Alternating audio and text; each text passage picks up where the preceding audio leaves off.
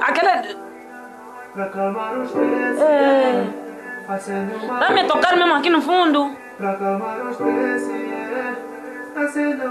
Vai eles falar para continuar, hein? Sim. Que tá falando mais velho sabalito. Tá... Mungo News, o conforto dos seus ouvidos. Vacué. O calinguendoto vacué. Né? Oh, você tem juízo. Mas faltou algo. Vacué.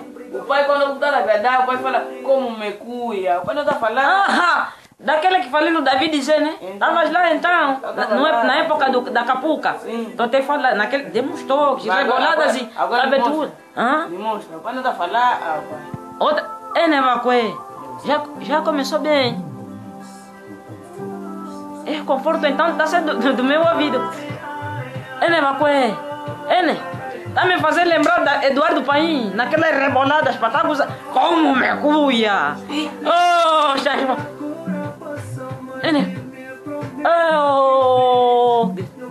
Oh, grita.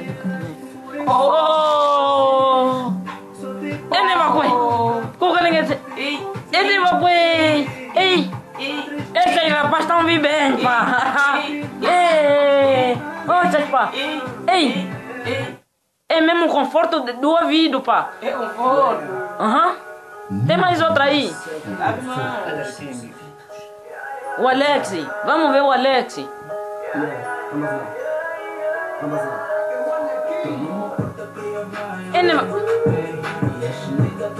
Oh, tá me fazendo lembrar Big Nelo. SSP. Toca. Tenda. Vamos. Ei, corre.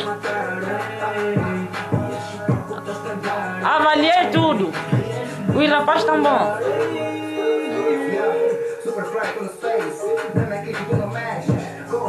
Falta um. Me mostram todos mesmos, pá. Senão outros vou deixar lá, vou lhes falar mal também. Jaspa. O conforto dos seus ouvidos. Esse é da América, parece esse. Esse é um angolano, aquele que tem burlão. Então não draba. Mas também de meter lá nome bom para mais velho perceber. Já cheguei à conclusão que é burla. Então fala a verdade. Já fala a verdade. Esse tá me metendo na América. Presença desse rapaz mesmo é forte. Me faz lembrar o general Suquiça. Raspado. Tá me tocar? Tá tipo tô bebê caporrotos, pá. Oxas.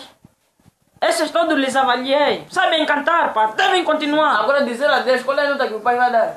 Não fala no 10. Les dou 20 valor, pá. Tem que continuar, pá. Me ensina lá, assim o pai vai esquecer. Salas, tem conta nas bis, tem MC, Timavo, Burlon, Aller King, entre outros. Larilson, aquele que canta tipo Edgar Domingo. Não faz isso.